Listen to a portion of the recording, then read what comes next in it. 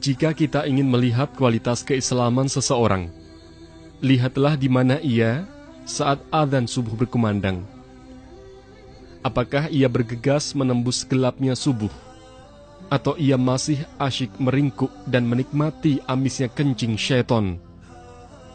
Dalam sebuah riwayat dikatakan bahwa mereka yang bangun subuhnya kesiangan, maka syaitan telah mengencingi telinganya.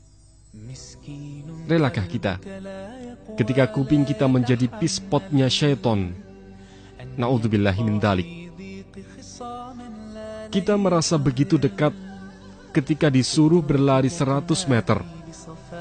Namun beberapa meter saja ke masjid untuk sholat subuh berjamaah terasa begitu berat. Ketika kita terlelap tidur, syaitan membuat 3 ikatan, di mana setiap ikatan itu tertulis, malam masih panjang, tidurlah terus. Ketika anak Adam bangun, lepaslah 1 ikatan. Ketika ia beranjak untuk berwudu, lepaslah 1 ikatan yang lain. Dan ketika ia sholat, lepaslah seluruh ikatan. Demikian jelas sebuah hadis sahih. Tetap tidur di waktu pagi dan menjadikan telinga ini tuli akan seruan muadzin bisa menyebabkan kemiskinan. Kalaupun tidak miskin secara materi, maka akan miskin kesehatan. Apalah artinya banyak uang, namun penyakit menumpuk? Apalah arti harta yang melimpah kalau tidak memiliki kesehatan? Dikatakan dalam sebuah riwayat, tidur di pagi hari mewariskan kemiskinan. Riwayat ini segaris lurus dengan sebuah penelitian bahwa tidur di pagi hari dapat menyebabkan penyakit diabetes. Bahkan Nabi Shallallahu Alaihi Wasallam pernah membangunkan Aisyah yang ketika itu sedang tidur di waktu pagi, seraya berkata, "Bangunlah dan saksikanlah, sesungguhnya Allah membagikan rezekinya di pagi hari."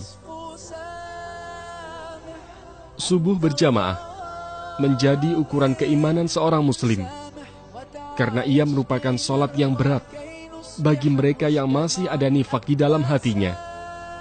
Nabi Shallallahu Alaihi Wasallam bersabda,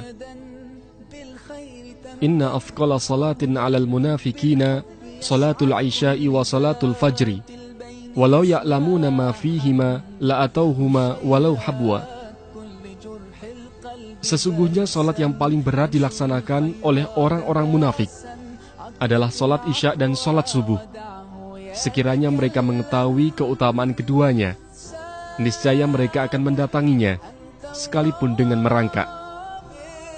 Sholat subuh begitu memberatkan langkah, karena hadir di saat kita asyik menikmati empuknya kasur. Sedangkan sholat isya, karena waktunya panjang, sehingga kebanyakan kita sering menunda-nundanya.